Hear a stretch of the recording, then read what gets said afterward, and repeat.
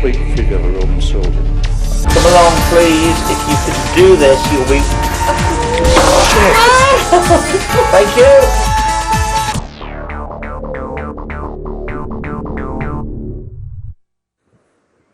Hello, my name's Richard Felix, and I'm the paranormal historian on the TV programme Most Haunted. Over the past 15 years, I've been wandering the country searching for ghosts, and I thought it was about time that we created a series telling the story of the fascinating cities and capitals of this country. Number one had to be York. With nearly 2,000 years of bloody history, York has to be one of the most haunted cities, not only in Great Britain, but possibly in Europe. Originally a Roman town called Iberacum, then Saxon. The Vikings came and called it Jorvik, and the Normans gave it its final name, York.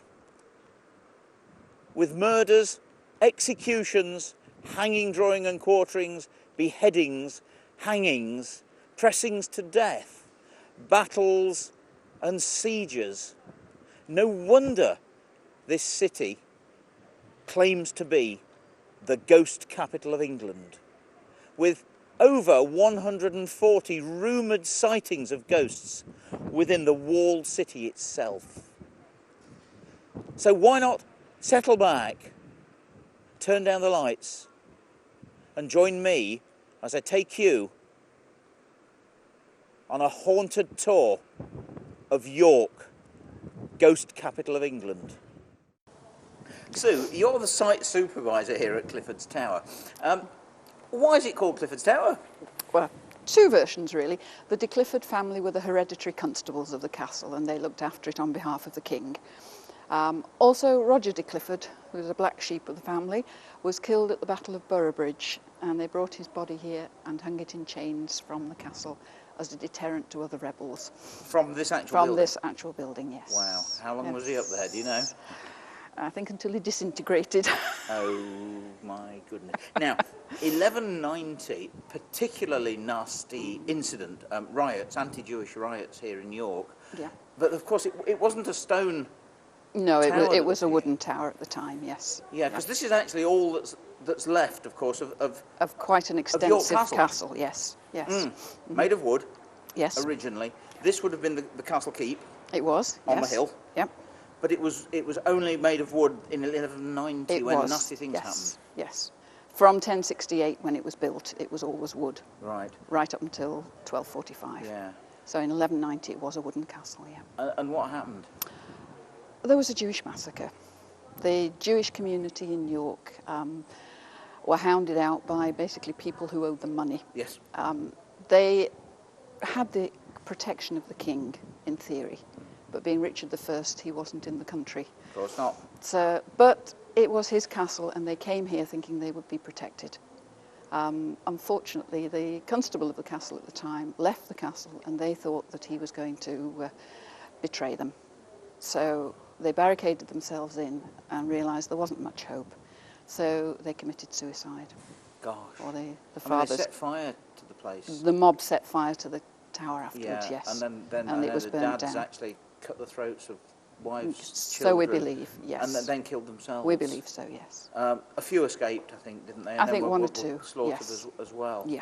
Terrible, terrible thing. Yes, now, it was. Of course, this then gives rise to the legends, of course, that when they rebuilt the place in stone Yes. from Tadcaster, the legend has it that some of the stone bleeds, turns red. It's stained red, yes. Yes. And little girls are supposed to witness it and say that, oh yes, it's the blood of the Jews. So they say, yes, yes. Yeah, There is a theory that of course we know course different, it don't we? is. Well, because there's an awful lot of iron oxide in the stone, Yes. which of course turns red. Leaches in and turns red, yes. And gives the stain effect. Mm-hmm. Yeah. But I'm also a great believer in this thing called the stone tape theory, that stone contains silica, but certainly in the case of this stone also contains iron oxide, which is all part of recordings.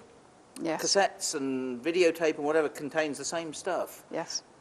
And I believe that's why past events, tragic and traumatic events, are, for want of a better word, replayed Yes. from the fabric of the building. Yes, It's a recording, like recorded. pressing the replay button of a video player. But I mean, is it haunted? It is, yes. Really? Oh, yes, very much so. Yes. You've we've seen heard- anything? We've seen shadows, but mostly we hear things. Footsteps. Occasionally banging doors. But yes, we do hear quite a bit. Really? And I know Yes. you were telling me earlier, because I have something to admit in a minute, that you've actually had problems with the chapel. Yes, And a yes. guy actually...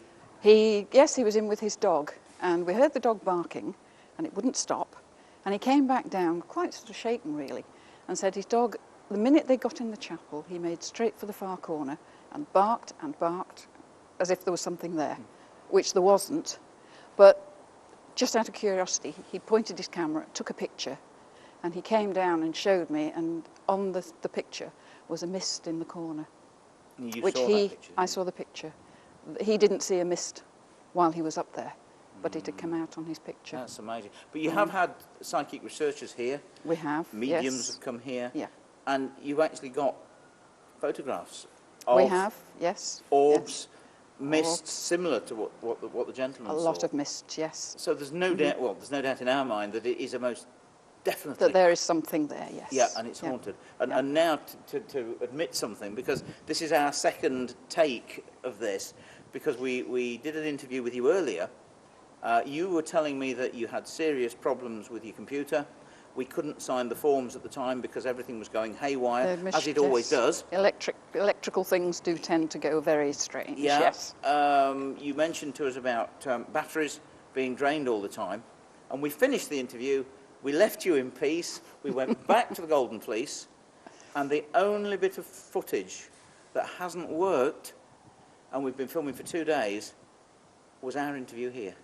And we had a strange sort of static noise on it.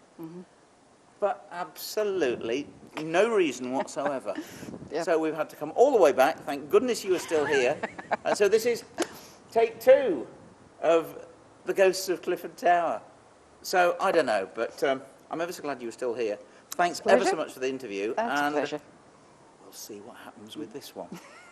I'm standing on the Eye of York. Behind me here, the Assize Courts.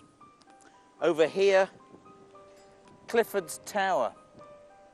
And then when I go all the way round, York Prison. Now, the Castle Museum. If you can just imagine the scene here, after 1802, when the new drop was erected here for the first time. This is the gallows with a platform and a trapdoor. Before those days, all the felons were taken to Knavesmuir. York had its own Tyburn. This is where they used to hang them after standing them on the back of a cart. They paraded them through the streets of York first, through Micklegate, and then all the way to where the racecourse is now.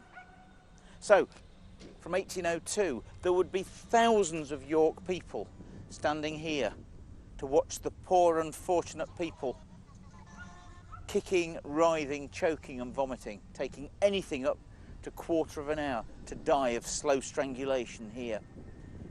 The biggest execution ever. 14 men, 14 Luddites, hanged in threes on the new drop. Inside here, the condemned cell, where Dick Turpin spent his last night. And they tell me that the area around here, and of course, the Castle Museum, is very haunted. Although this is a very noisy road now, once it wasn't. Behind me is Micklegate Bar. This was the only way into York. This is where all of royalty and everyone came in. But even more important, this is where all the heads from people killed in battle or those executed here at York were all displayed on the top of Micklegate Bar. I have with me a list of some of the heads that used to be there.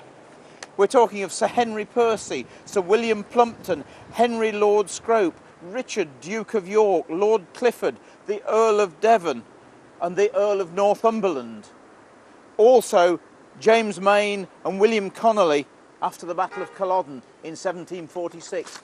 If anywhere should be haunted, this place should be, and I promise you, it is. David, you're the gatekeeper here at Micklegate Bar. Tell me something, what does that entail?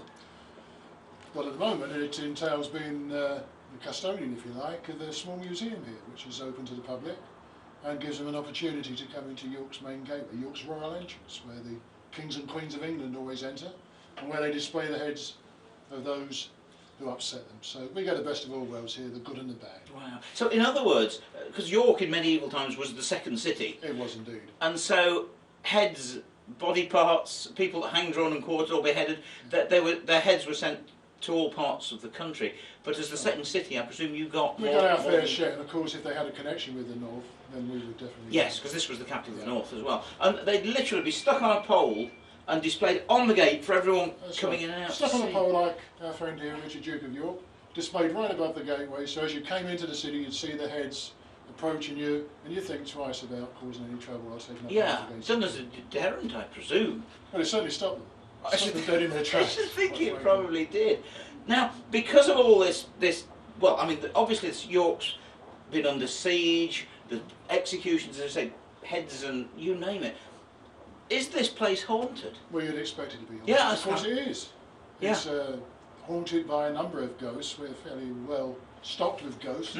It's a bar without beer, but plenty of spirits. Yeah, I like it. But if you think about it, we've had the heads put above here of such people like Richard, Duke of York here, the Earl of Northumberland, and the last heads were put up here in 1746. This has also been a family home. Families have lived, been born here and died here since 1196 right up until 1918.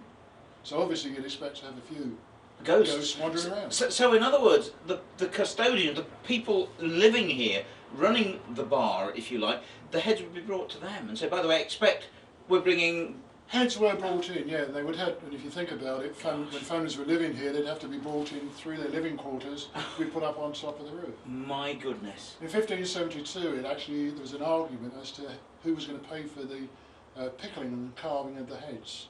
Because they used to parboil them as well. Oh yes, to make them last longer. It's quite a reasonable price really. There was, in 1572 they had 4 heads put up here for the princely sum of half a crown. So yeah. not bad going.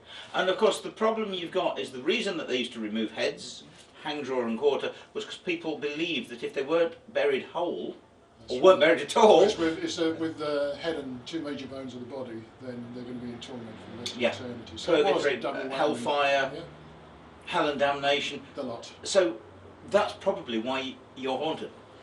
It could be. Well. I think but I've not yet. I've honestly not seen anybody with their head tucked underneath their arm. I'd like to see that. It'll come. But we do have a number of ghostly happenings here. And the little girl who's standing here, Sarah Brocklebank, yes. is the gatekeeper's daughter. She lived here back in 1797, and she haunts the building. Oh right. But she didn't commit treason or anything like that. But she did do something rather silly. On her birthday, she played a childish game. She took her father's keys. Her father, Thomas, was a gatekeeper. She took his keys and hid them for her brothers and sisters to find. Yes. She was so good at the game, not only could they not find the keys, neither could she. So her father lost his job, the family were thrown into the street, and she spent the rest of her life searching for the keys, never found them. Then on her 72nd birthday, it came back to where the keys were. She couldn't get in here to recover them, went to tell the Lord Mayor of York, was so excited. When he asked her, where did you have you found the keys after all these years? She couldn't answer, all she could do was nod. And as she nodded, all the cares and woe fell away, and there looking at them was a young girl again, just like when she first lost her keys. Beautiful sight, they opened. And the Lord Mayor said to her, Sarah, where did you hide the keys after all these years? She said, I hid the keys, and she died of a heart attack. The excitement was too much. They never found the keys. Wow. And they say, and various people have come in here and had long conversations with her. Oh really? Yeah, we have a medium comes in on a quite regular basis that speaks to her. A bit off-putting when somebody's having a better conversation with somebody who's been dead for a couple of hundred years. And they're having that's amazing. Now you also have a shaggy dog story, don't you? We thought it was Sarah because Sarah was only a young girl when this traumatic experience happened, but A number of people have said it can smell. You know, if you've got a dog comes in from the rain, there's a distinctive smell of a wet, shaggy dog. Yeah. Smell that. People smell that, and they've seen like a shadow in the corner, about the size of a small child. And we didn't think much about it. We thought it might be Sarah, but a little while ago, somebody came in here whose grandfather was the last policeman here, the last person to live here, Yeah. and they gave us some photographs, and amongst the photographs was a picture of his two daughters, and in between them, almost as tall as they were, was a big shaggy dog.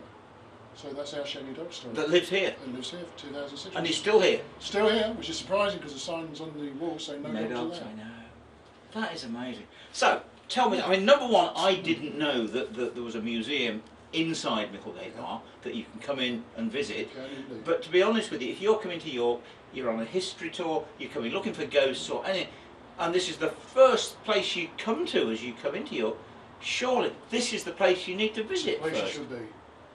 But there's a lot of things in York to see, and there's a lot of competition. But Oh yeah.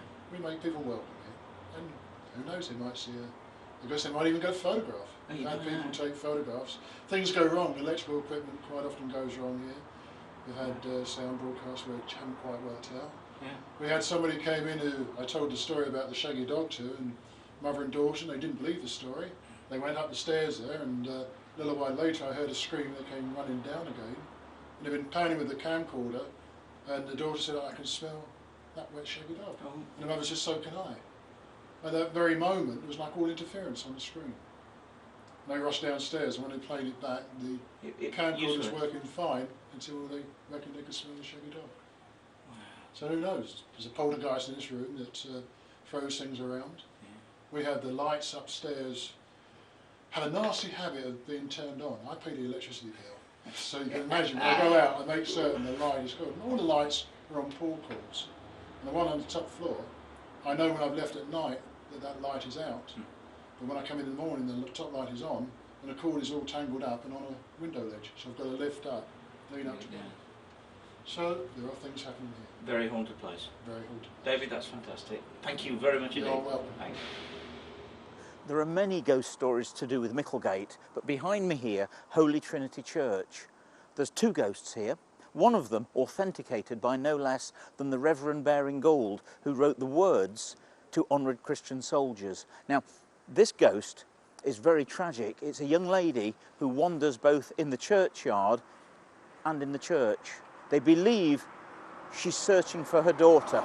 In medieval times, the lady's husband was killed in a tragic accident, and her daughter died during the plague of 1349. Now, it was customary in those days to bury plague victims on the other side of the wall outside York in a plague pit. When the young lady died, she was obviously buried here with her husband, but they believe that her wraith is still wandering the church and the churchyard, looking for the daughter, which of course isn't buried with them. There's also inside the church a lady seen wandering around the church in a black dress. No one knows who she is or why she's there, but she's seen on frequent occasions. I'm standing at the end of one of the many Snickle ways in between Coney Street and Judges Court. There's a ghost here, of course, one of the most prolific ghosts here in York, seen since early Victorian times and even seen by people on ghost walks. Tour guides have actually seen the ghost themselves. It's the ghost of a large man in black, but whenever he's seen, he's always dragging one leg behind, and it's accompanied by a strange tinkling sound. Nobody knows who he is or what happened to him, but a few years ago, when they were renovating the houses here in the court, they found a well. At the bottom of the well was a skeleton, still wearing riding boots, and on those riding boots were spurs, but one of the spurs was broken. I just wonder if that tinkling sound is the sound of one of those spurs. Who the man was, what happened to him, nobody knows. But to this day, he still lingers around Judge's Court, perhaps trying to find someone to tell his story to, perhaps wanting to be given a decent burial. I'm standing in pavement, and behind me the Golden Fleece, and it actually says there, York's most haunted pub. There are at least 7 ghosts in this very, very old timber frame building. It goes back to 1503, and the Golden Fleece is a symbol of the 14th century wool trade. In 1702, it belonged to the Lord Mayor of York. I'm booked in there for 3 nights while we do this DVD. I'm a bit frightened because all of the bedrooms are haunted. So why not come inside and join me in the Golden Fleece?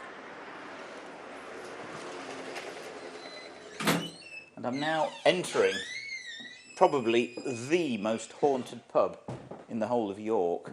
This place was built in 1503 and for many years was owned by the Lord Mayor of York and Lady Peckett. She haunts the building along with many other ghosts. This room here, the top bar, is haunted by the ghost of a little boy. He's said to be about 9 years of age, and it's believed that he was actually run over by a horse-drawn coach in Victorian times. Not only is he seen in here, but people also feel him.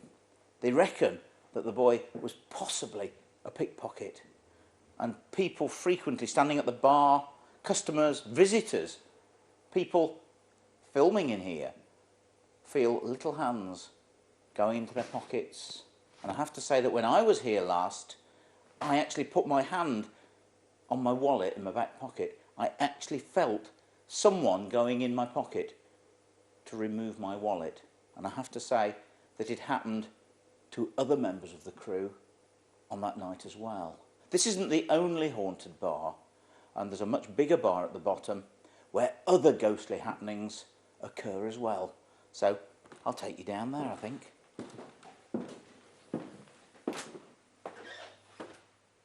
And now down to the bottom bar, much bigger bar down here. This is where you get fed if you're staying here as well. And all sorts of ghostly goings on in here. Glasses move of their own accord, temperature drops. There's a fella been seen wandering around in here known as Robert, and he's frequently sensed sitting in the corner of the bar, staring at the wall. People at first don't think it's a ghost, they just think there's an old guy sitting there. And they look again, and he's vanished.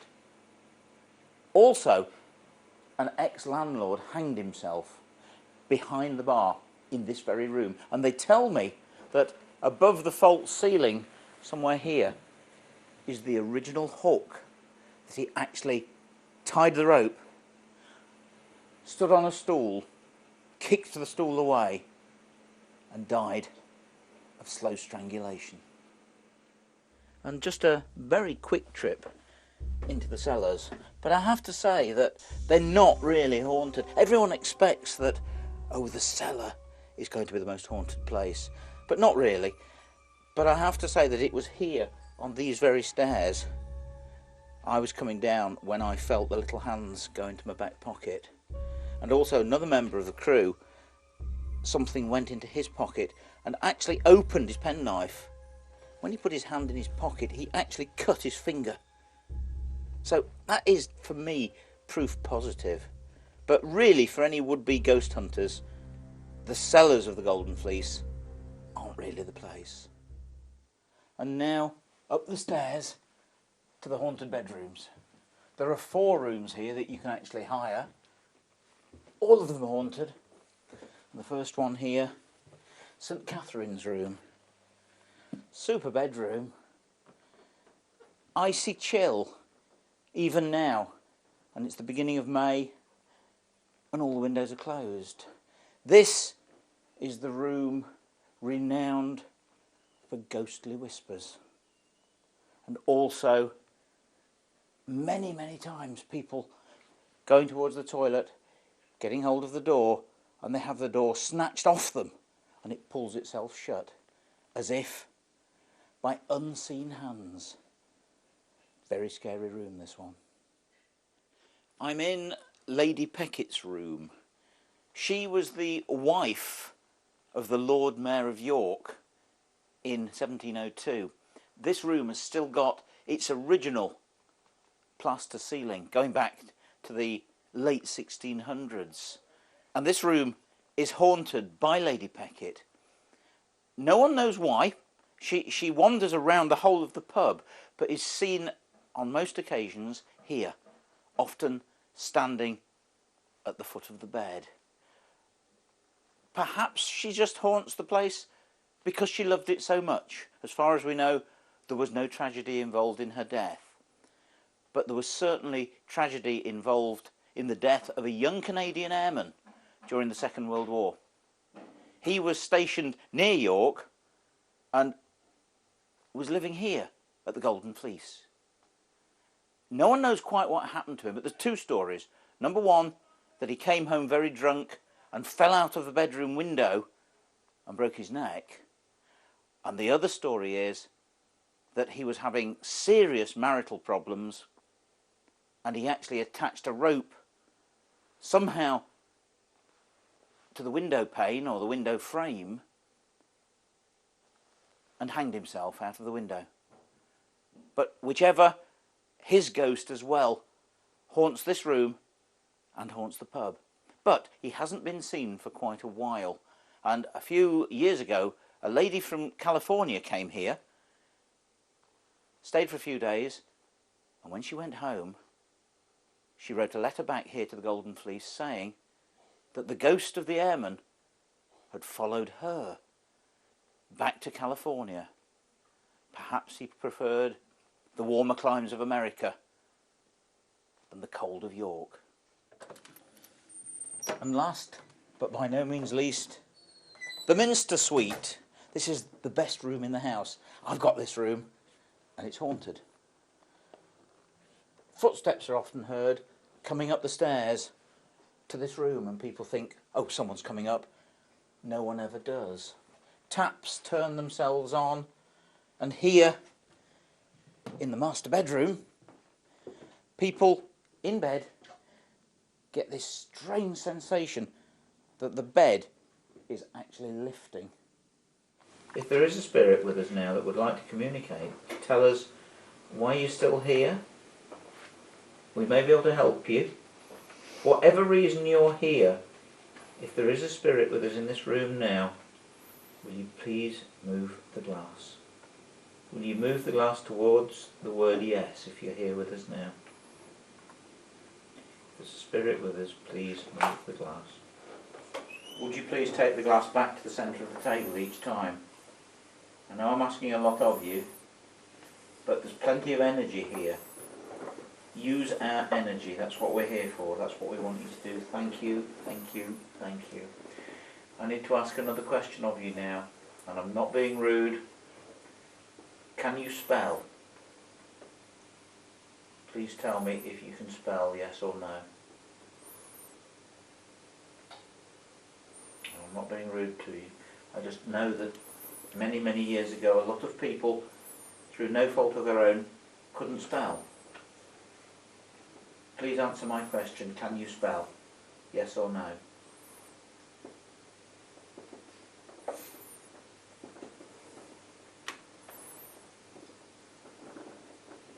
Fantastic. Thank you. Please remember, could you take the glass back? It's just easier for us if you take the glass back each time. Thank you. Thank you very much. Fantastic. You're wonderful. You're a great spirit. Thank you very much. Have you a message for someone around this table?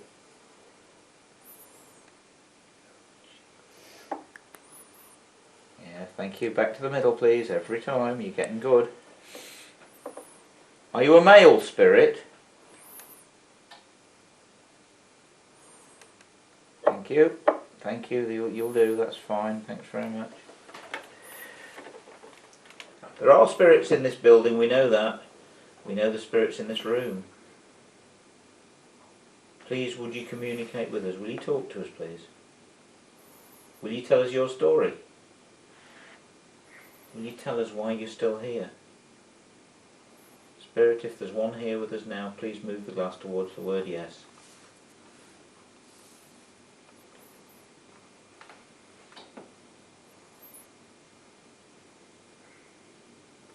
Well, that took you long enough, thank you very much. It's weird how it's tipping actually. Yeah. If there really is a spirit with us, which I think there probably is, can you do something quite spectacular for me? Can you tip the glass on its side? Can you actually make the glass fall over for us? If there really is a spirit with us now, that would be proof positive to us all that you're here. And then we could continue by talking to you. Would you tip the glass over for me, using our energy? Oh, you're trying. Come on. Oh, come along.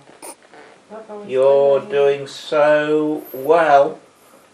Come along, please. If you can do this, you'll be... Can you only spell in Latin?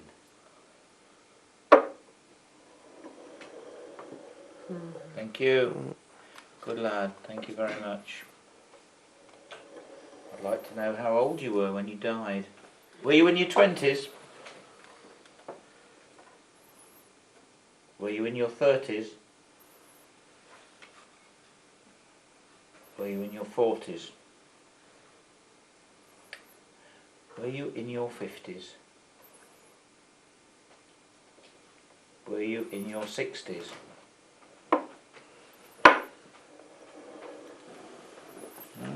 You lived to a reasonable age for those times. Are you happy to stay here? Please answer the question. Yes or no. Are you happy haunting this place? Please answer. Are you happy? That's fine. If you're happy, we're happy. That is fantastic. Thank you for that. Please take it back to the middle. Are you actually here in the room now with us? Can you see us? Here we go. Could you please, if you're near one of the people around this table, could you please point to the person that you're closest to now? That you're standing next to or standing by? Could you please point towards the person that you're close to now? Sure. If you want to go, then please take the glass towards the word goodbye.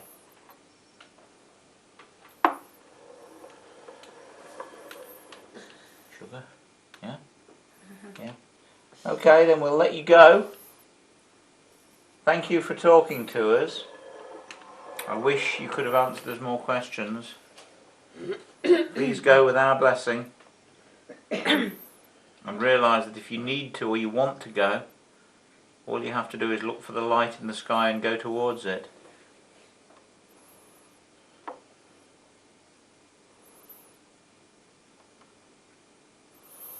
everybody but one, take their finger off again. You leave yours on. Whoever, yeah, I just turned it over. Right, now, I mean, Kevin, Leslie, it says here it's the most haunted pub in York. Is it really? Yeah, it is, yeah. I mean, how many Definitely. you got? Well, last count we've got seven ghosts. Blooming heck. And nearly every room's haunted, isn't it? Yeah, we've had like people staying and something come back from every room. Yeah, when the they bars, the bedrooms, everything. Yeah. So, I mean, does it bother you? It doesn't bother me at all. To Really? be quite honest, they leave us alone. What about you, Leslie?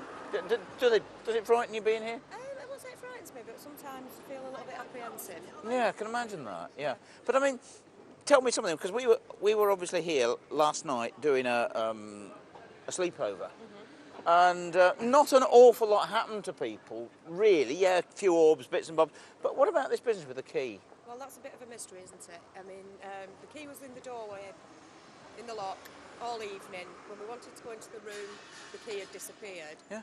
And then lo and behold, this morning, it's back in the lock again. Yeah, actually back in the lock. I mean, Oh, I don't know. And what about this other business? These people that left that night? Oh yeah, they'd only been here about 3 hours. They'd been out in the afternoon doing the tourist thing. Yeah. And came back and had a shower. He sat on the bed and then just saw a candlestick moving. So that was it. They just went, basically. Didn't want the money back? Didn't want the Nothing money like back. that? Nothing. They just went. It was white as sheet. And left the building. And left the building. Amazing. Well, thanks ever so much, both of you. I'm going to let you go off because I know you're actually going off to another pub now. Yeah, yes. Is it haunted? Probably. Probably. Or are you going for the spirits behind the bar? Yeah. Yeah, that's more likely tonight. Fantastic. Thanks ever so much. That was great. This is one of the many ginnels or snickleways of York. Little, narrow, interconnecting alleyways between the streets. This one leading from pavement to Lady Peckett's yard. Not the sort of place that you want to be alone at night. Not for fear of thieves or vagabonds, but for fear of the legendary bar guest. Harbingers of death. Larger than life, black, shaggy dogs with saucer eyes. Sometimes red, sometimes yellow. Usually seen at ancient monuments and trackways and on moorlands, seen all over the British Isles, known as Black Shuck in Suffolk, as Skriker in Lancashire, but here in Yorkshire, the bar guest. Only seen roaming the ginnels and snickleways of York. If you see one, you have problems. They're harbingers of death. And either you or a member of your family will die if you see one. So beware. They also have a taste for human flesh and blood. I'm standing in the tranquil little churchyard of Holy Trinity, tucked away just off Goodrham Gate.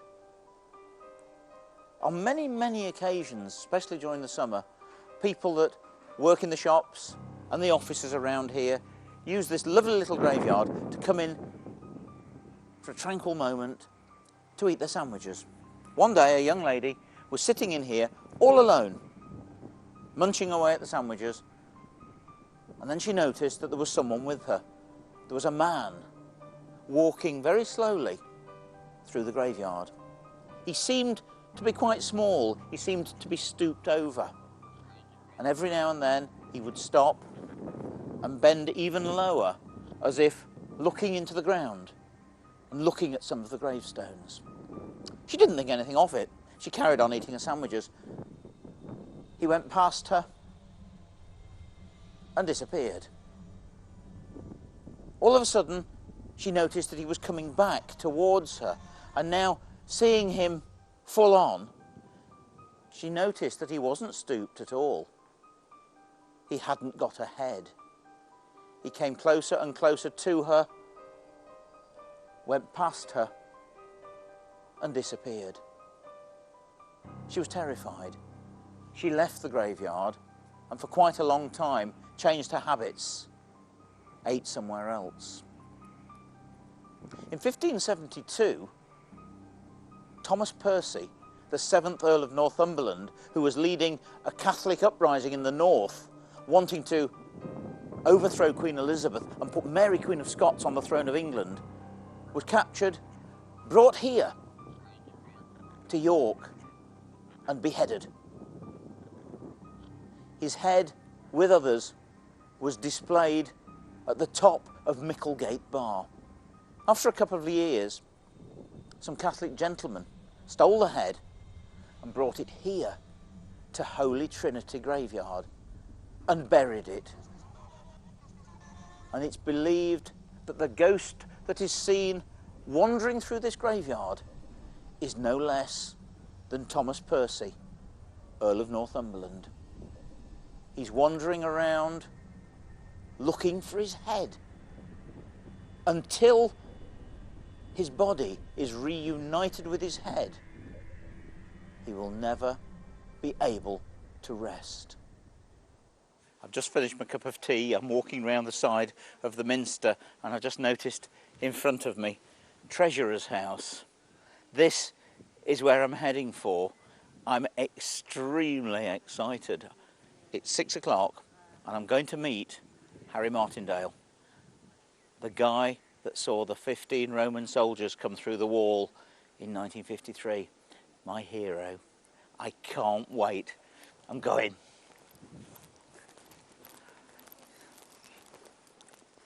Harry, I can't believe I'm standing here in the cellar with you, because as I've said to you, I've been telling your story for 14 years on every ghost walk I do. Has it changed much down here? Yes, for the simple reason that where we're standing now was the original Roman road, but it was about 18 inches deep, and they dug it out. Yeah. And then, of course, this decking here Yeah. has been put in for the public. And the other difference is, or the most important part was, that this ceiling is now entirely different. It was an arched ceiling, exactly like the ones there. Barrel vaulted? Yeah. Yeah. This caused the trouble in the first place because I had no idea how many feet thick it was. My job was to come in here. I was doing some alterations to central heating. The old curator, he didn't like us in here. We were intruding on his territory. And I wouldn't say it was nasty, but it wasn't helpful. Right. Were you in here alone? I was on loan, yeah. And how old were you? 18. Wow. I had an electric light that I plugged in and then knocked a nail in the ceiling, and then that's my light that I had. A bit more powerful than that one was. And no one had said a word to me whatsoever about anything in this cellar. No. I mean, you were here to do a job. I was here to do some head central heating. I had to knock a hole through the ceiling there for a pipe.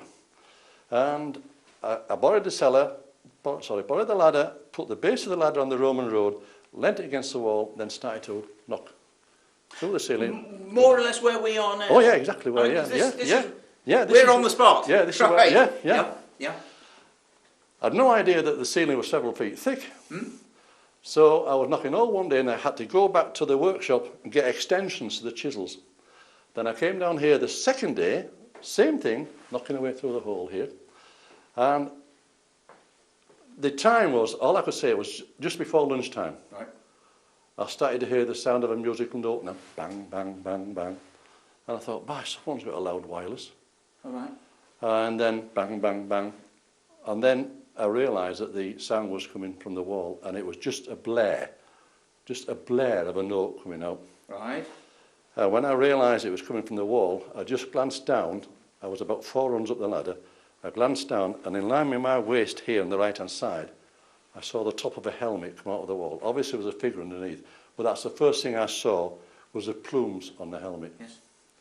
Now, I knew whatever it was shouldn't have been in here with me. And anyone in here now, the first thing you do if you're frightened is you step away from whatever's frightened you. I stepped back off the ladder, landed on my backside. Oh, you fell off it? Oh, yeah. I stepped back off the ladder. Yeah. With shot, landed on my backside, then went backwards into that corner there. Right. Now, what had come out of the wall was almost a complete figure of a Roman soldier. I say almost because when it came out of the wall, you couldn't see it from the knees down. It was legless. Yeah. Until, in more ways than one. Yeah, as you probably Until will later. it got here, where the excavation had been about 6 foot in diameter, then I saw it from the feet up. This was an important point that came out later. Yeah. Because it was down in the actually, walking on the trench. It was walking on the actual surface of the Roman road, which is about 18 inches below. Yes. Yeah. Now, he cleared the wall, and he was blowing on a short horn. Oh, right. And this was the thing I heard. Now, I'm there, and your hair does stand on end. Yeah. You can feel the back of the neck, because I thought, how on earth am I going to get from there to there? To get out. But once he cleared the wall, then, people laugh here, then a horse started to come out of the wall with a Roman soldier sat astride it. This was another important fact later, because when it's fetlocks, I saw from the road here, it had big bushy fetlocks. Now, the horse came across and followed the first Roman soldier, sorry you're there, So it's through the wall there. this is the spot. Yeah, Through here yeah, and out and... Yeah, it, about here. This is where my this is God, where they here, came up. Yeah. Right. Now, once the horse cleared this cellar, I mean, you're laughing. Other No, people I'm are not. laughing. I'm not laughing because of... I can't believe I'm here. Once the horse cleared the cellar, I went through the wall. Then Roman soldiers came, and they were walking in pairs. Yes. Now, I didn't go 2, 4, 6, but at least 20.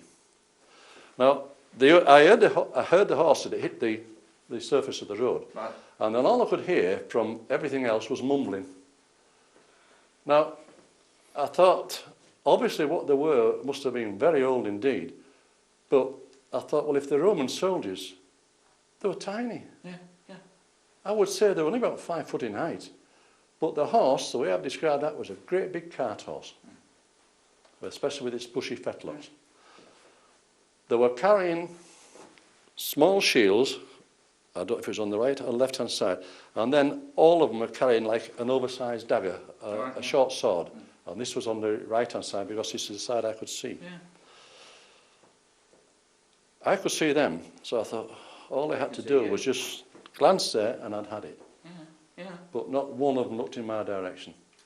So it was a slight relief. This I felt a relief.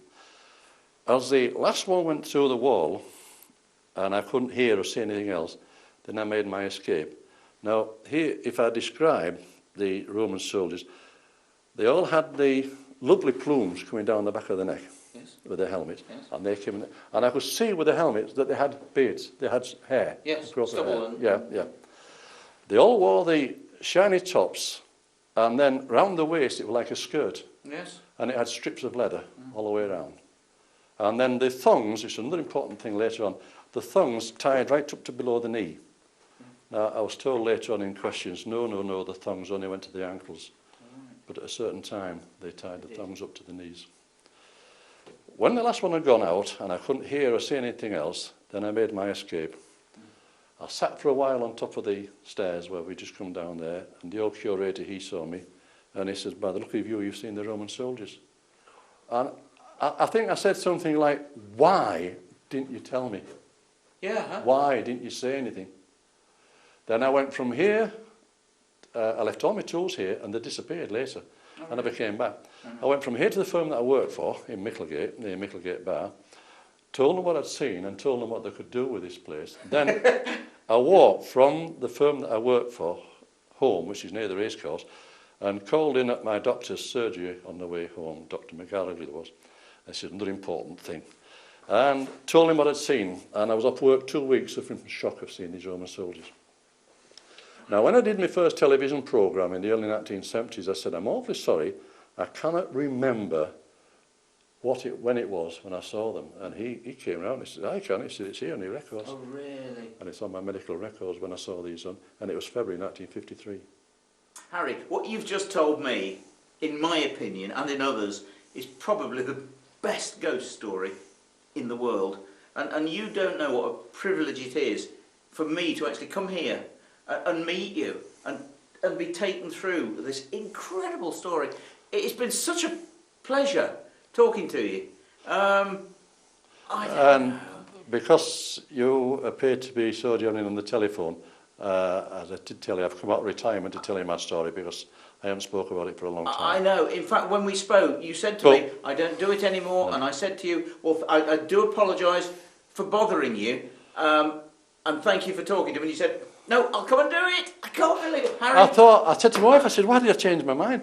But I mean, I can tell you what I can remember now, and I can only tell you in all sincerity because it's what I saw. I know. You can only say what you saw, and I can't make anything up. I can't make anything up about the outfits, and everything I tell you has been proved later on about how these Romans were and how they were dressed, and so much so that we know the time that they were, 390 AD. One last question. After seeing what you saw and all the nonsense that people come out with about a load of old rubbish, too much to drink, overtired, vivid imagination, blah, blah, blah, no such thing, what do you think? Are there such things as ghosts? Yes, but I can only say and vouch for the ones I saw. Harry, Yeah. thank you so much. You're It's welcome. been such A privilege, thank you.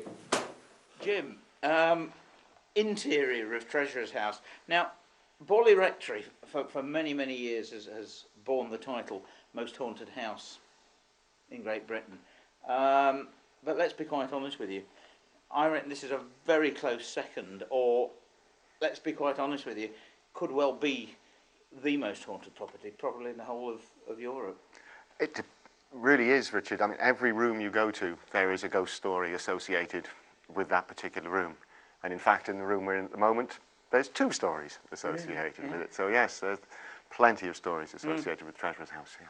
I mean, obviously, the Harry Martindale story, I mean, you know, in my opinion, the best ghost story in the world. But he's not the only person, is he, that's seen the ghosts? Well, that's the really impressive thing about Harry's story. Not only the fact that so many of the things that he saw were discovered to be absolutely correct and true well after the event, when he couldn't possibly have known the facts, but that so many other people have as well corroborated his story. There was a visiting lady at a party held at about 1900 by the then owner of the house, Frank Green, Yes. who attempted to go and wander off and have a look around the house and found her way down to the cellar barred by a Roman soldier who stood there, didn't say anything, but just very firmly refused her entry. And when she went back to complain to Frank Green about the rude guest dressed as a Roman soldier, he knew nothing about it. There was a visiting American professor in the 1930s who also saw the ghosts down there. As we know from Harry's story, when he came out of the cellar having just seen the ghosts, the first thing the curator said to him was, "You must have seen the ghosts." Soldiers. Yes. So he knew about them as well. And also 3 years later, in 1956, the then housekeeper for the National Trust, Joan Mawson, went down there on a February afternoon, same time of the year as Harry was working there, to check on the boiler. And she saw the Roman soldiers there as well. Joan didn't say anything about it because she was worried. She lived in the house with her small daughter, who was 7 at the time, and she didn't want to scare the daughter. And it was only some 20 years later, when Harry's story became public, that Joan mentioned that she'd seen them as well, to which the daughter promptly turned around and said, "Well, I didn't know anything about the Roman soldiers in the cellar, but I've heard the horn that Harry's mentioned. I've heard that many a time. It's woken me up in the middle of the night." And of course, that girl's bedroom was 4 stories above the cellar where Harry saw the Roman soldiers. Oh, my goodness. Now, you said something to me. You said there's two ghosts in here, in this room. One of our oldest ghosts, one of our newest ghosts.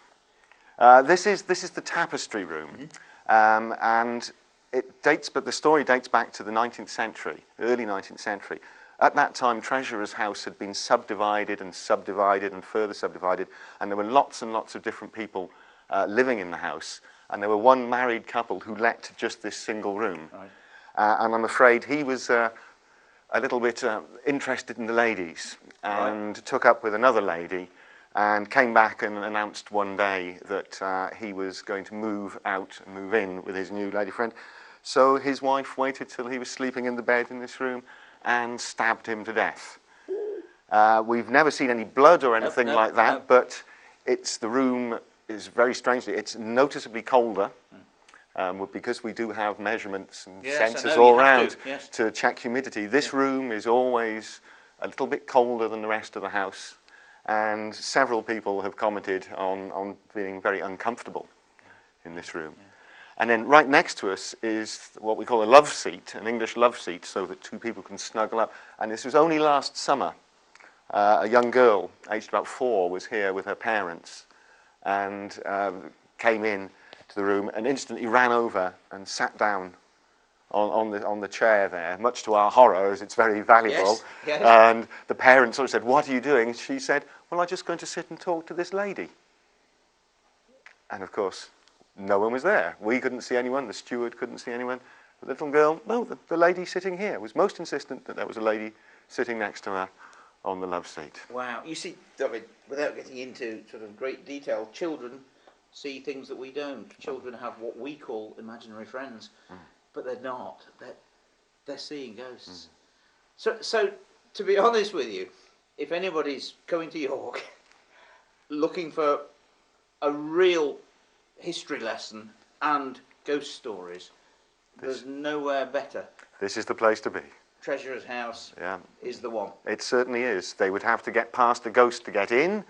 We have stories of a frightening presence that lurks at the main entrance out in Chapterhouse Street. Oh, yeah.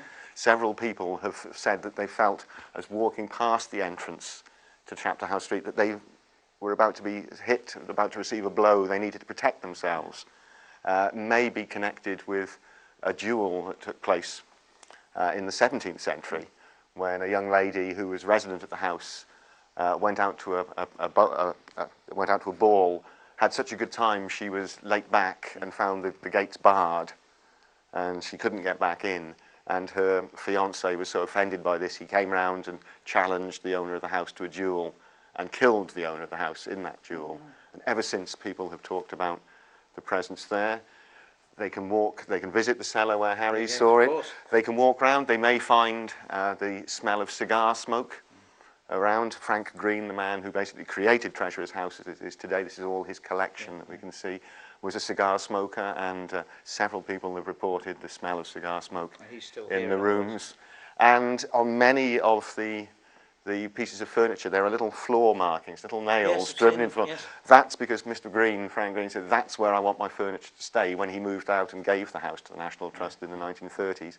And he warned us. He said, if ever anyone moves any of that furniture, I'll be back to haunt you. So we make very certain that it stays exactly where he wanted it to be. That is amazing. Jim, thank you very much for letting us in, but even more so for helping us to arrange the interview with Harry, because that has made my year. I'm glad to hear it, Richard. It was a wonderful experience for myself. I've been down in that cellar telling the story many times to visitors, and it was quite wonderful to hear it from Harry himself. Yeah, absolutely. Fantastic. Thanks very much indeed. My pleasure, Thank you. Richard.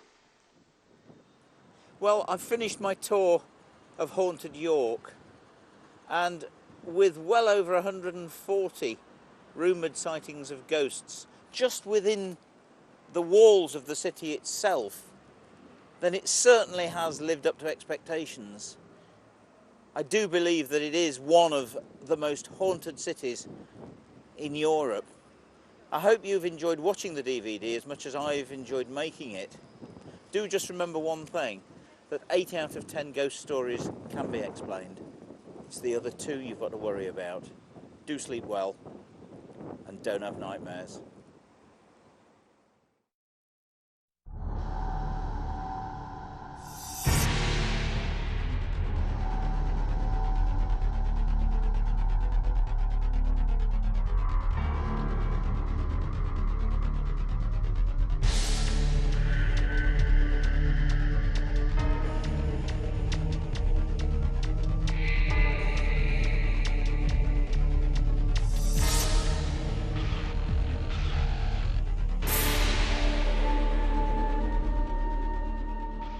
If there is a spirit with us now that would like to communicate, tell us why you're still here. We may be able to help you. Whatever reason you're here, if there is a spirit with us in this room now, will you please move the glass? Will you move the glass towards the word yes if you're here with us now? If there's a spirit with us, please move the glass.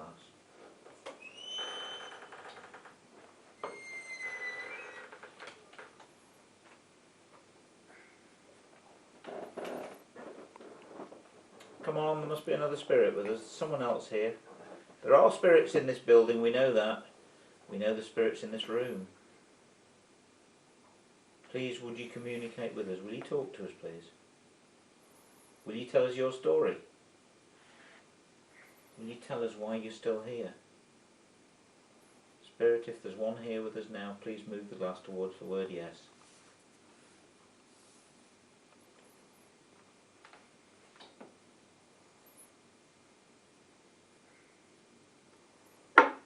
Took you long enough, thank you very much. It's weird how it's tipping actually. Yeah. If there really is a spirit with us, which I think there probably is, can you do something quite spectacular for me? Can you tip the glass on its side? Can you actually make the glass fall over for us? If there really is a spirit with us now. That would be proof positive to us all that you're here. And then we could continue by talking to you. Would you tip the glass over for me, using our energy?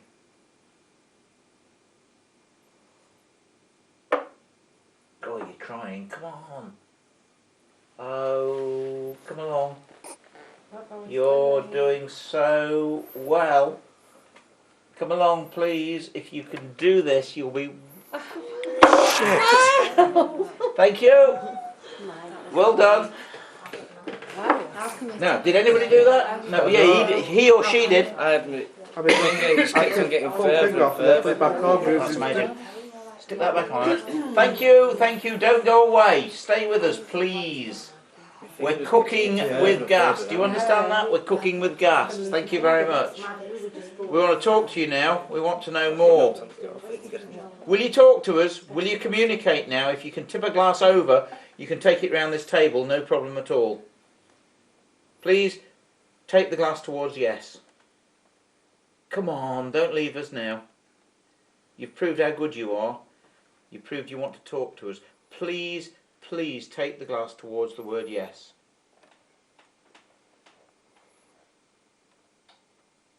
You don't have to do it straight away. You can take your time. You can build up the energy. You can draw the energy from us, but please do it. Don't let us down now. Please continue. Please move the glass. Or talk to us. Tell us your name. Sorry, can you spell? I'm not being rude to you, I just need to know. Can you read and write?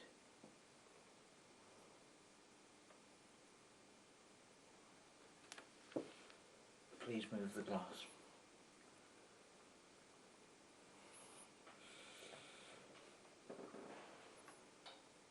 Come on.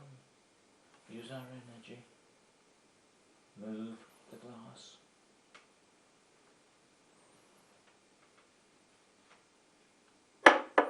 Good lad. Good person. You don't need to tip it over again. You can just slide it around the table. Fantastic. Tell you what, before you actually start doing anything else... Oh, thank you. What does that say? And continue. Please tell us your name. Please spell out your name.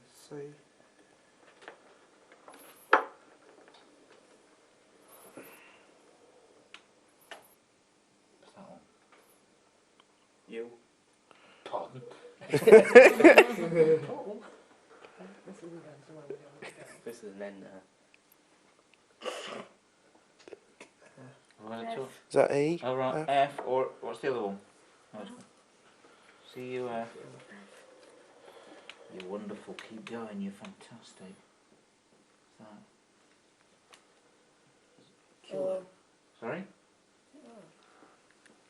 Q, yeah, Q. Can you say it? Q. Q. F again.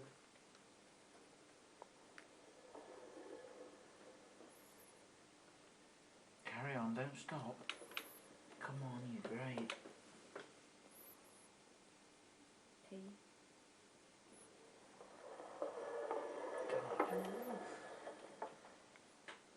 E.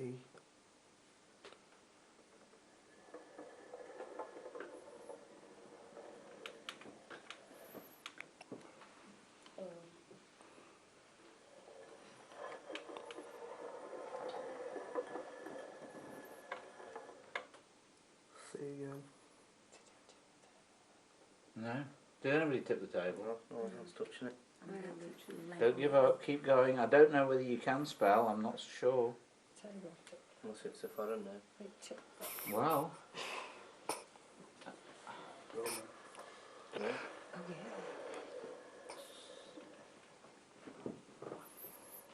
Indeed.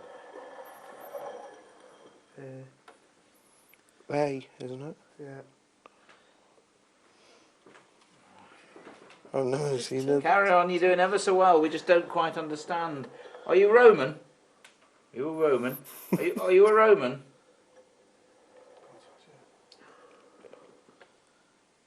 Yes. Were you a soldier here? Oh, for goodness sake. Were you a soldier here?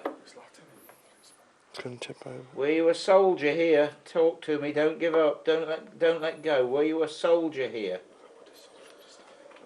No. Were you a civilian here? Did you work for the Roman government? Wow. So you're not a military person. We've got that. You came from Rome. You came from Italy.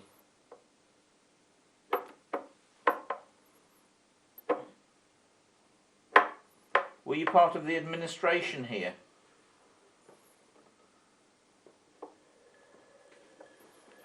Hey. B. Carry on spelling. I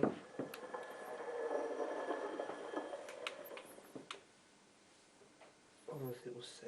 P. It's doing the same thing. It's just going down diagonally across. BBC. Bonnie Pools Charlie. No, he's not coming here. No. Don't go. Please stay with us. Please stay with us. Eboracum, yeah. So you lived here in Eboracum, York? Yes. Are you buried under this site? Are you buried here? No. Did you die on this site?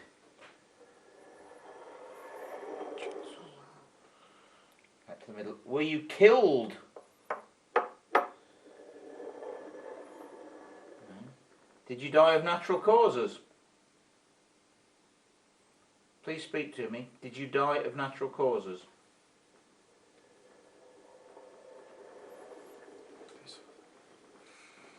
Wow. Back to the middle, please. I didn't ask you that, but if you could, then we can go back from yes to no. Okay.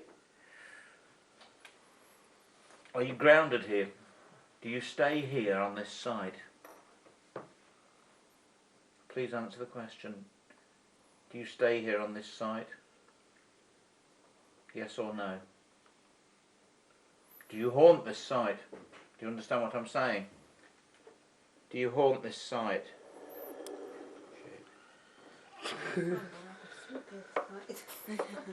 Thank you, you're great, you're wonderful. Can I ask you a strange question? You're communicating through this glass, through us. Do you know you're dead? Do you understand that you're dead? You are dead. You have been dead for many years. You understand that. That's fine. That's okay. Please move it back to the middle again. Gosh. Please move it back to the middle. Thank you very much. Are you happy? Are you a happy spirit? Are you a happy soul? Are you happy to be here? Are you happy to stay here? Please answer the question. Yes or no? Are you happy haunting this place? Please answer. Are you happy? That's fine. If you're happy, we're happy. That is fantastic. Thank you for that. Please take it back to the middle. Are you actually here in the room now with us? Can you see us? Thank you. That's amazing. Yeah. Are you, could you, here we go. Could you please, if you're near one of the people around this table, could you please point to the person that you're closest to now? That you're standing next to or standing by? Could you please point towards the person that you're close to now?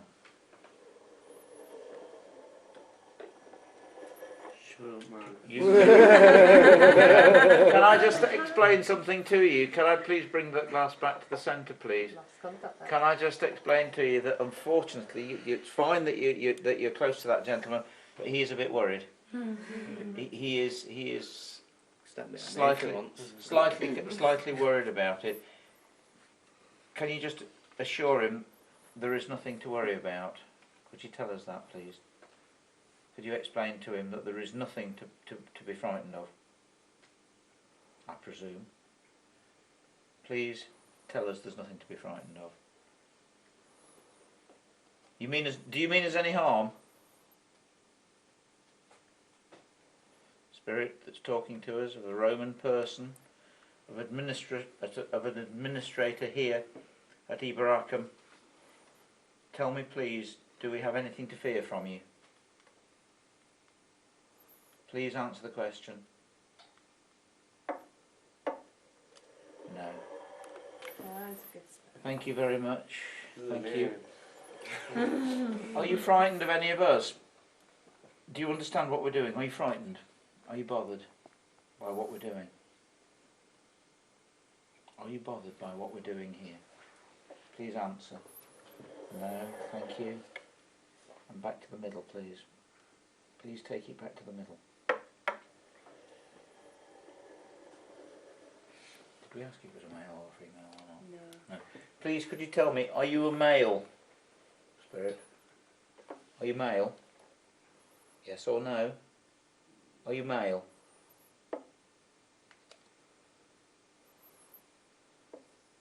Please answer the question, are you male?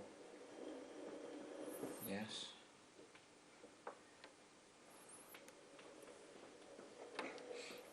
And stop. We'd like to know, I don't know how we're going to find out, but we'd like to know your name. I know you've tried once. Can you spell in English? Can you spell in English, in British? I can understand English. You can understand me, so can you spell in English? Please answer me. Can you spell in English, in British? Tell me please, yes or no. Please don't leave us, please continue talking to us. We're very interested. We mean you no harm, we only come in respect for you. And we wish to know more about you. We're really interested in you. Please tell me, can you spell in British, in English? Please answer. Okay, I'll ask another question. Can you only spell in Latin? Please, please don't go. Please answer us some more questions. Can you spell in Latin? Can you only write in Latin? Please don't leave us. Please continue, and please slide the glass if you can, rather than rocking it. Please, can you slide the glass? I presume you're going to take it towards the word yes. Will you please do that? Can you only spell or write in Latin?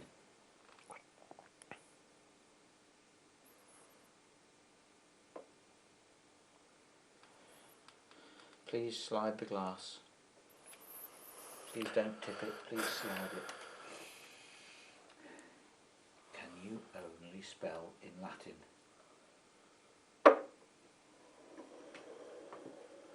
Thank you. Good lad, thank you very much. I'd like to know how old you were when you died. Got no numbers. Were you in your 20s? Were you in your 30s? Were you in your 40s? Were you in your 50s? Were you in your 60s?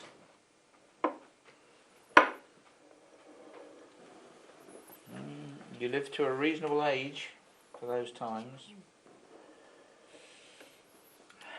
Did you have a peaceful death?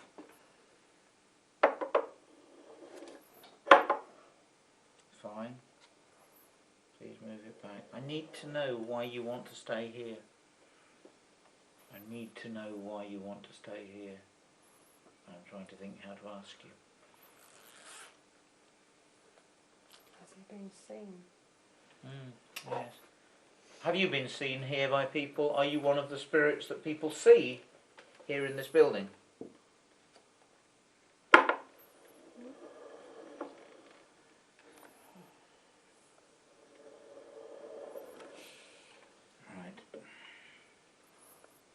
Come on.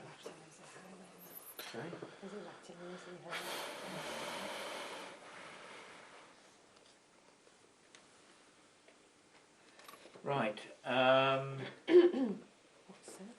need to know what century you lived in. Do you understand the difference between BC and AD? Do you understand the difference between BC and AD, before Christ? Do you understand before Christ? I think you do. I think you do. You do.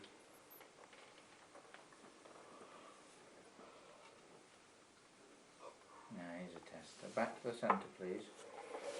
Did you live here before Christ? BC. Did you live here before Christ was born? Did you come to Britannia before Christ was born? Yes or no?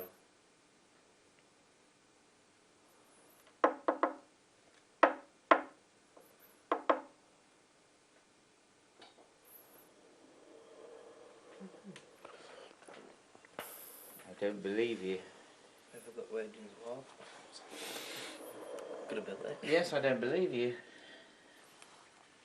I think you're confused. I think you're playing with us now. Did you know Julius Caesar?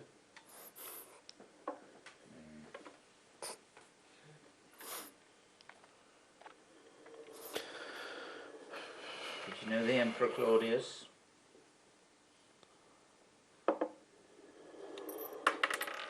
What?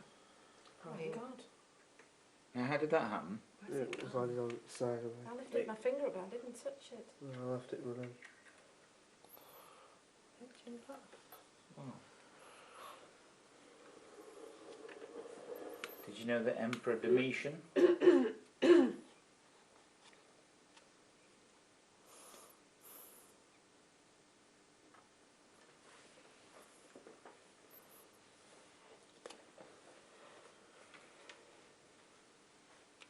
Do you know that you can leave this place if you wish? Do you know that you can go to the light if you want to? Do you understand that? Okay.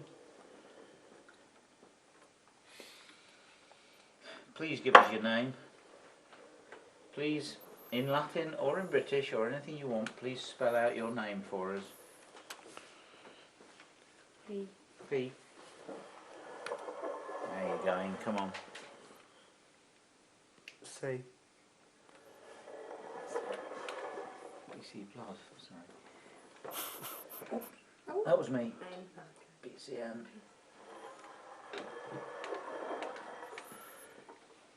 I can't make that out. Could be D. How can he? D. Is it? D.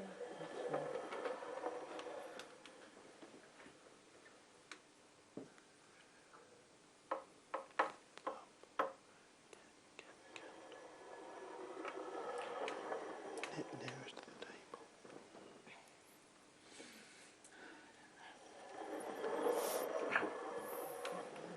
Yes, it's not me.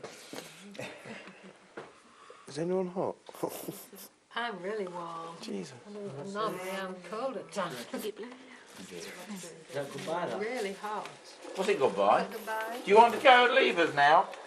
Knocked it out way a little. Yes. It's just playing. Wow. No, giving you all the kind of another sound. Do you want to go now? Because we don't seem to be getting an awful lot of sense out of you. Is that goodbye? It's no. It's no. No. It's no. We can only continue to talk to you if you can give us some sense. We don't know what to do if you're only playing with us with the letters. Yeah, we want to know why you're here. I want to know why you haven't gone to the light. I want to know why you choose to stay here in this building. Question for you. Do you understand that this building is no longer a Roman property? Yes or no?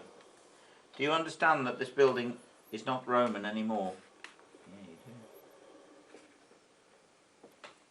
Do you realise that only under the ground there are probably Roman foundations? Other people live here now. Oh yes, they do.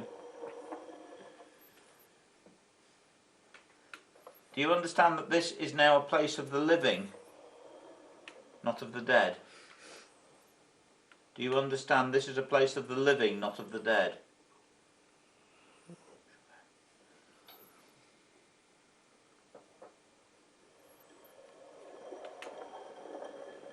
You do. Do you understand that you have no place here now? Do you understand that you should move on? Would you like to move on? Would you like to go and see your family again?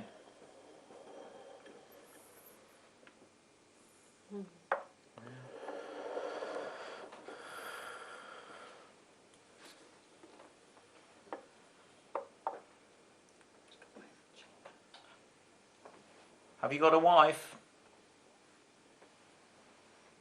Have you got a wife? At 60 odd years of age you should have. Has your wife gone to the light? No. Is your wife still with you? Down here on earth, is your wife still here? Is that why you stay here? Please answer me. Is your wife still here?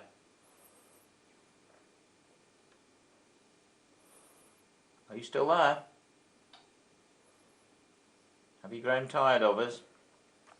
Do you not wish to talk anymore?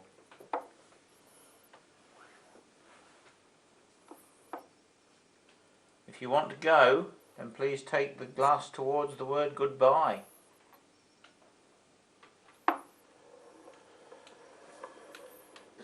Sugar? Yeah? Yeah. Okay, then we'll let you go.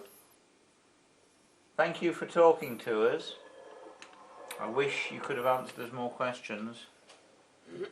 Please go with our blessing. And realise that if you need to or you want to go, all you have to do is look for the light in the sky and go towards it.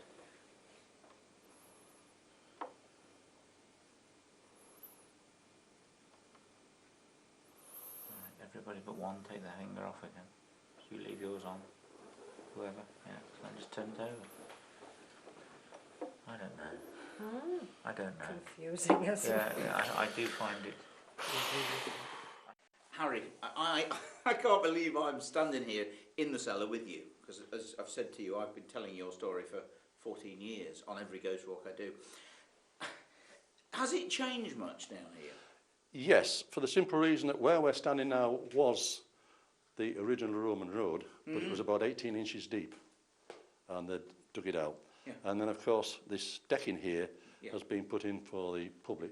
And the other difference is, the most important part was that this ceiling is now entirely different. It was an arched ceiling, exactly like the ones there. Barrel vaulted. Yeah.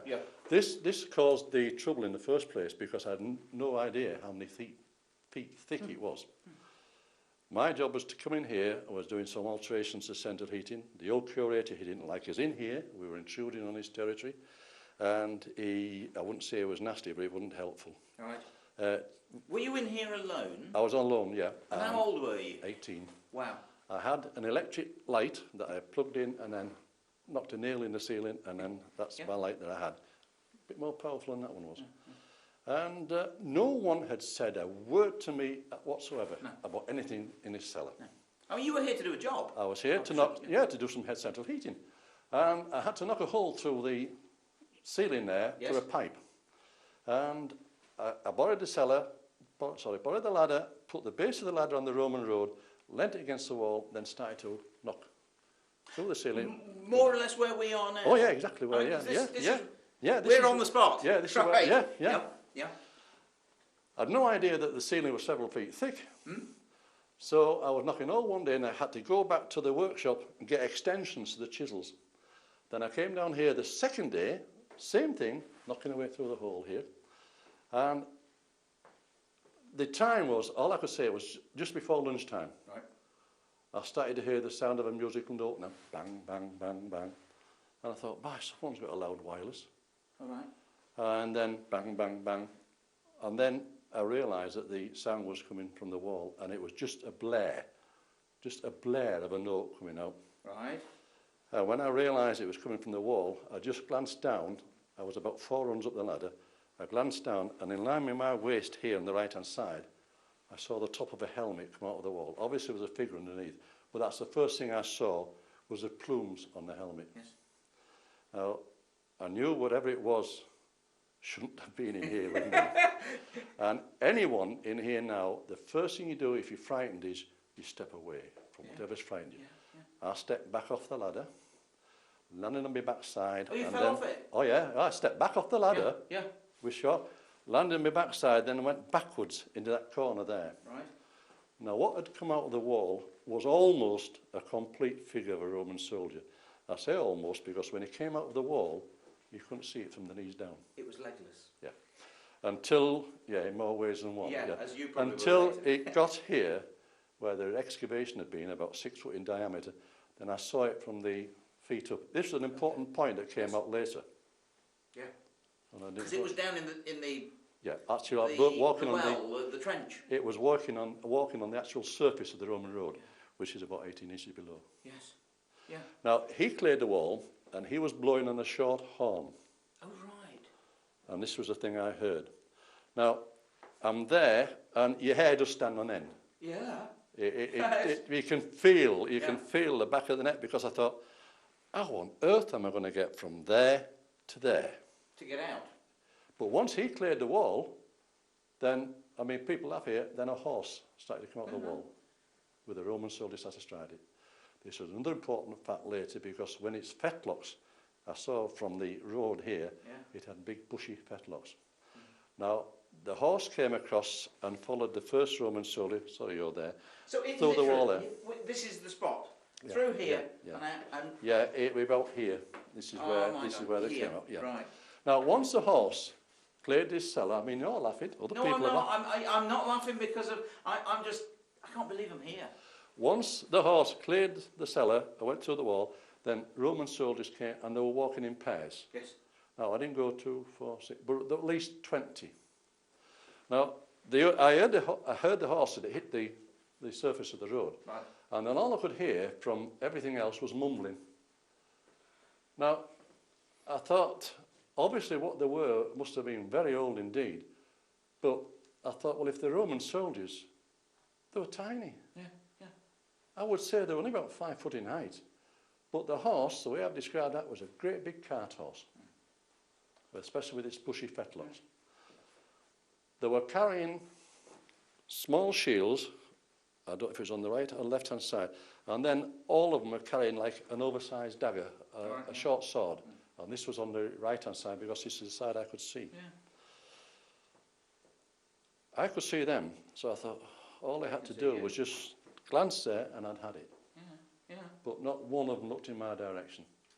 So it was a slight relief. This I felt a relief. As the last one went through the wall, and I couldn't hear or see anything else, then I made my escape. Now, here, if I describe the Roman soldiers, they all had the lovely plumes coming down the back of the neck with their helmets, and they came in, and I could see with the helmets that they had beards, they had hair. Yes, stubble. Yeah. They all wore the shiny tops, and then round the waist it was like a skirt. Yes. And it had strips of leather all the way around. And then the thongs, which is another important thing later on, the thongs tied right up to below the knee. Now, I was told later on in questions, no, the thongs only went to the ankles. But at a certain time, they tied the thongs up to the knees. When the last one had gone out, and I couldn't hear or see anything else, then I made my escape. I sat for a while on top of the stairs where we just come down there, and the old curator, he saw me, and he says, by the look of you, you've seen the Roman soldiers. And I think I said something like, why didn't you tell me? Yeah. Why didn't you say anything? Then I went from here, I left all my tools here and they disappeared later. I never came back. I went from here to the firm that I worked for in Micklegate, near Micklegate Bar, told them what I'd seen and told them what they could do with this place. Then I walked from the firm that I worked for home, which is near the racecourse, and called in at my doctor's surgery on the way home, Dr. McGallagher it was. I said, another important thing. And told him what I'd seen, and I was off work 2 weeks suffering from shock of seeing these Roman soldiers. Now, when I did my first television programme in the early 1970s, I said, I'm awfully sorry, I cannot remember when it was when I saw them. And he came round and he said, I can. He said, it's here on your records. Oh, really? And it's on my medical records when I saw these on. And it was February 1953. Yeah, it's on my records that I've seen these Roman soldiers. It's been such a privilege. Thank you. Just in case. Yeah. That wasn't now, me condescending. I mean all that, by the way. Whatever I say now, then you can tag on to the early part. Yeah. Just in case, yeah. Well, I came here after the first television programme from the Ghost Society, and it was from the world. And when I walked into the large room at the far end, they were all stood there, and the meeting took place over almost 7 hours. And it was through question and answer. And at that time, I'd forgotten 90% what I'd seen. But through them asking me questions, it brought to the fore, and it stirred the mind. Yeah. And so much so that one was an artist, and he was drawing 3 different types of Roman soldiers. And at the end of the interview, he asked me if I'd pick out any, which was, and he'd drawn one identical to the ones I saw. Now, it's a known fact now, I'm jumping a bit, but where that wall is there, that's where the Roman soldiers were going through the wall. We now know it's the exact entrance to the Roman garrison. Just round the corner in another building here is the Roman garrison. And on the what do you call it? It's not a picture, it's a mock. Oh yeah, I know, a model. Like a doll's house. Yeah, model site. Yep. I couldn't think. And you'll see there, they've marked the entrance to where I saw the Roman soldiers. And it's a known thing that when the Romans went from the garrison, they either went in patrols of 20 or more with one on horseback, and they either went to Tadcaster in that direction or Malton in that direction. When they went, if they went out to Tadcaster, it'd be at least a week walking to Tadcaster, which is only 10 miles, but they'd have the skirmish on the way back. And on the way back, they were tired. The ones I saw coming through the wall were tired. They looked tired. They looked scruffy. There was nothing smart about them whatsoever. Now, we now know that these Romans were dated at about 390 AD. Really? And they were called, this is not my saying, it's what I've been told, they were called the Forgotten Army. They were older Roman soldiers that had married into the local population. They didn't want to go back to Italy, and they wanted to stay here. And they were not refurbished by their army. So if they had to get a new shield or anything like that, they found it. Oh, really? They took it. Scavenged it? Now, during the evening of questioning, I was told, you're wrong there, Mr. Martindale, because the Romans carried their swords on their left-hand side. So I said, I'm awfully sorry, all I could see was the right-hand side in the front, and they carried the sword on the, and this was a trick question. I said, I'm sorry, we do know they carried them on the right-hand side. And they didn't have, as you would imagine, Charlton Heston, the long sword, they had the short sword, like an oversized dagger. I think it's called a gladius or something like that. And then somebody else says, well, you're wrong about the thongs. The thongs only went on the sandals up to their ankles.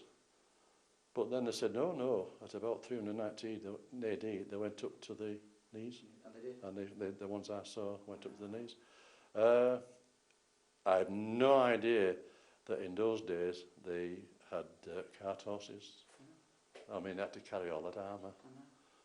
There was no beautiful race horses like we saw. These are all known facts.